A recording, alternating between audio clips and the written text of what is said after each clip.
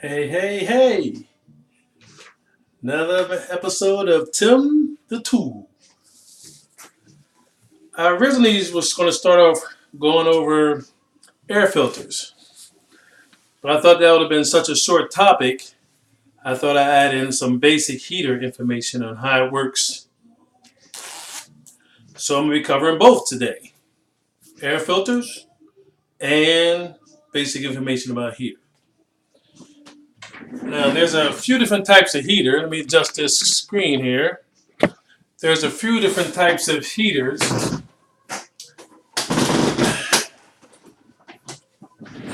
Here we go. There's a few different types of heaters. There's boilers.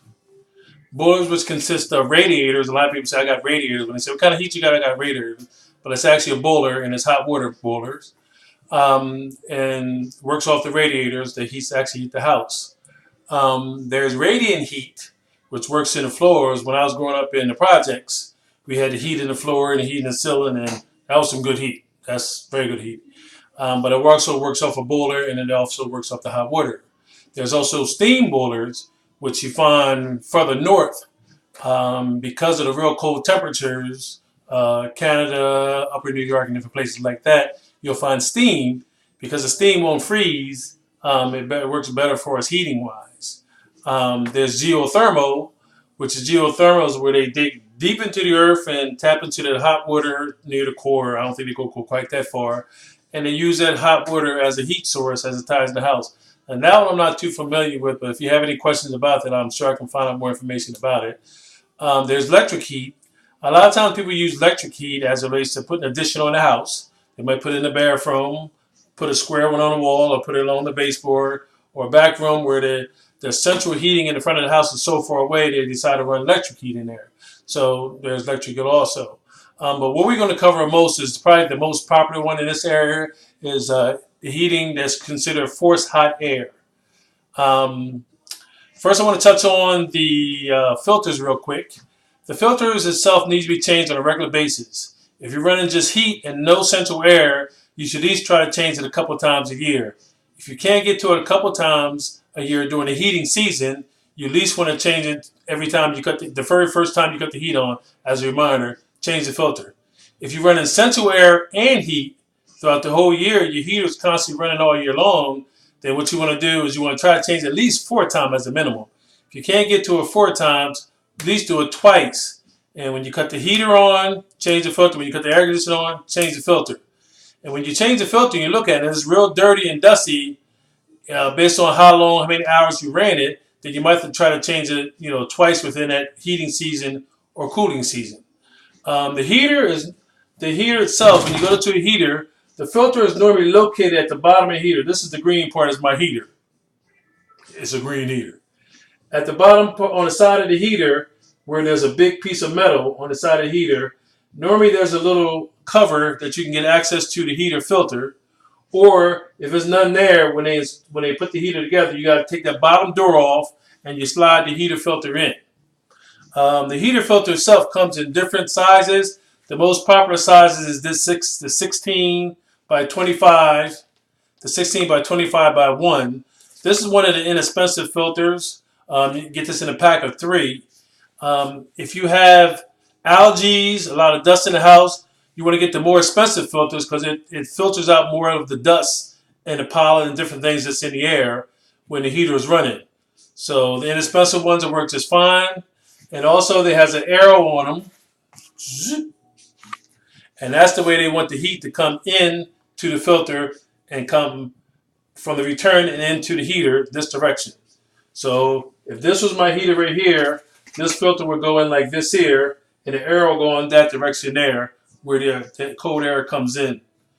Filters come in a few different sizes. 16 by 20 is probably another popular one, but 16 by 25 by 1 is the most popular one that I can think of.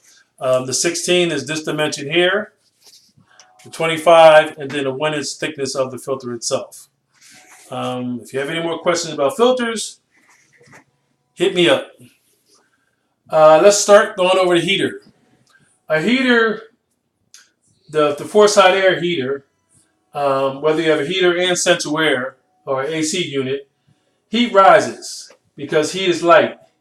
And when heat comes into the room, first thing it does is rise up to the ceiling. The return is what takes the air out of the room and takes it back to the heater so the heater can basically breathe. Without that return, it will be like smothered and it has no air that the heater needs to be pushed up through the system. Um, and some systems have been put in wrong. Even some of the newer houses, I see the heating systems have been put in wrong. And the way they put it in wrong is that I remember my sister called me up and she asked me to come by the house.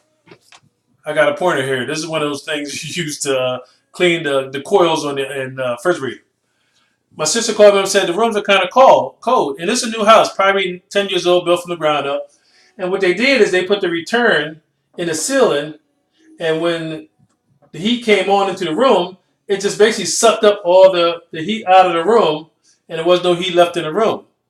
This system is wrong and it's inferior. If your system has that and you wonder why your room is always cold, and you have a return that's in the ceiling and the heat in the ceiling or the heat in the floor and the ceiling, it's just sucking the heat right out the room.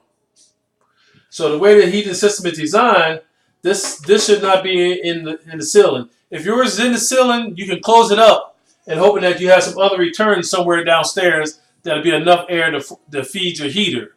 But right now, with this system, is being sucked right back out of the room. And as a quick illustration, cold air, when you put coldness in air, it makes the air heavier.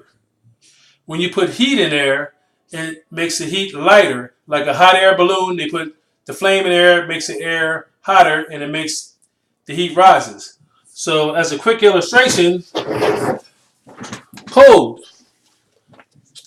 makes the air heavy, so the cold drops down. When you heat the air, the heat rises up to the ceiling. I had to stop by the dollar store and got me a happy birthday balloon. But the heat rises, when you heat air, it rises. So keep in mind that if the heat is rising and you have a return duct in the ceiling, it's going to suck all your heat out of the room, and you wonder why you have no heat in the room and the room's cold. So what we should do in a heating situation, back in the old days, there used to be windows that almost went from floor to ceiling. And what they used to tell you is crack the window here, crack the window there. And it's mostly applied to summertime, where the hot air can come out and the cold air come down to the bottom. So the cold air was sucked in the bottom. So the same principle works when you're looking at the heating and cooling system. So if the heat comes into the room, and of course I'm showing a filter in the same place again. The heat comes into the room and it rises. You want the return ducts on both sides of the wall where you can open and close them for heating and cooling. But for the heating purposes, you want to open the bottom one and close the top. So when that heat comes into the room, it'll stay in the room, and then the cold air actually comes down to the floor. Now it'll be sucked out the room. And what that does, it generates a circulation of the heat in the room. So not only the heat is coming in the room, the cold air is being sucked out of the room, and it also makes a circulation of heat in the room that make it circulate in the room a little bit better. So if you have a vent at the top of the ceiling and you want to wonder why your hot air or the room is still cold all the time, it's probably because it's being sucked out the room. And the only way to prevent that is to block that off, cut that off by closing it. And if you have a vent on the side of the wall, my sister had just one vent that was here, and they never put a second one in. So what we did is we just closed that one up for now, and then I came back later on and I put a bottom vent in there for her. So during the heating season, we closed that. Later on, when I get into the AC unit information, and we'll talk more about how to use these different vents also again. But if you have any questions, hit me up. Please subscribe. Any comments, put them in there. If you have something that you want to see that I haven't shown you as of yet, that you're interested in as far as me give you some information on, hit me up in the comments, and we can go from there. The last thing I want to go over is when they put a heater in your house, they have a thing that's called BTUs. It's British Thermal Units. So I guess when the British left and left the colonies alone back in the day, they left their name here with us as it relates to measuring the amount of space that's used to put a heater in the room to heat a room. So I called my friend up Webster, which is a friend of mine, and asked him what does that mean, BTU, which is British Thermal Units. He said the amount of heat needed to rise 1 pound of water at a maximum degree through the density, which is Fahrenheit, equivalent to 1.055 times 1.0 joules. So basically what BTU means is that the size of the heater, how much is it going to take to heat a certain space, a cold space, based on the size of the unit being pumped in there. Now what they do is they take in consideration also the size of the area, how big the house is, how many windows you have, all those variables that was going to can vary the amount of heat that's going to be applied to the room.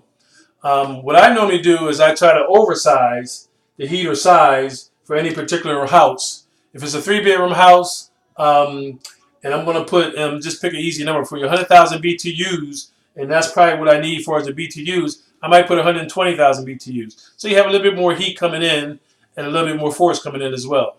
So, like I said, subscribe, hit me up, like, and if you have any questions, hit me up. So I'll see you on the other side.